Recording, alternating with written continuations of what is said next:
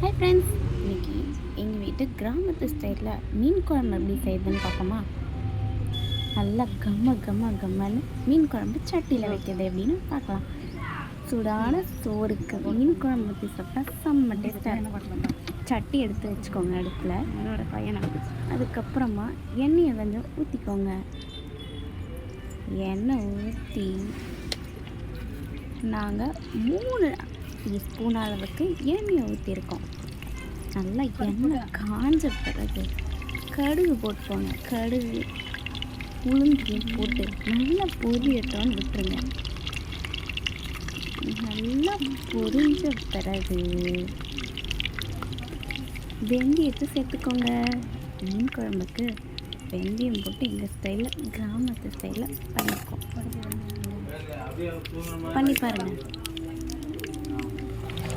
கடுகும் வெந்தயம் பொரிஞ்ச பிறகு கருவேப்பிலையை 2 கருவேப்பிலையை அப்படியே கீழி போட்டுக்கோங்க.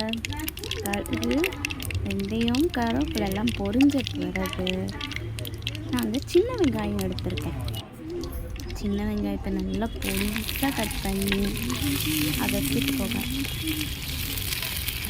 நல்லா சின்ன வெங்காயத்தை போட்டு நல்லா வதக்குங்க. நல்லா வதக்கிட்டு ப்ரௌனாக வந்த பிறகு தக்காளியை ஆட் பண்ணிக்கோங்க.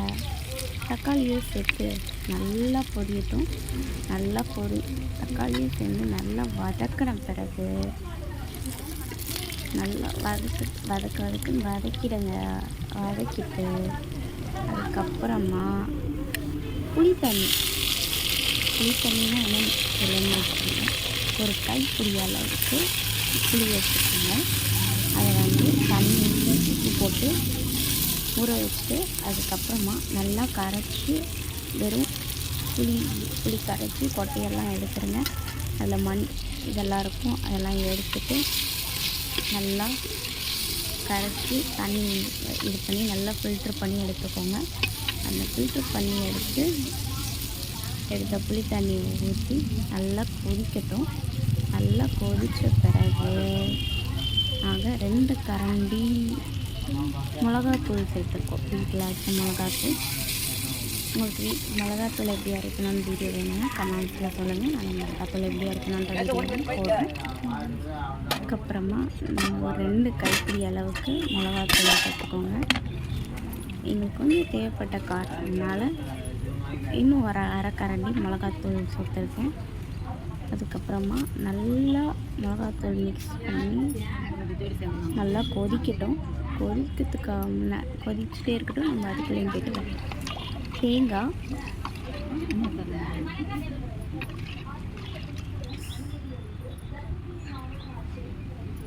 சீரகம் பச்சை மிளகா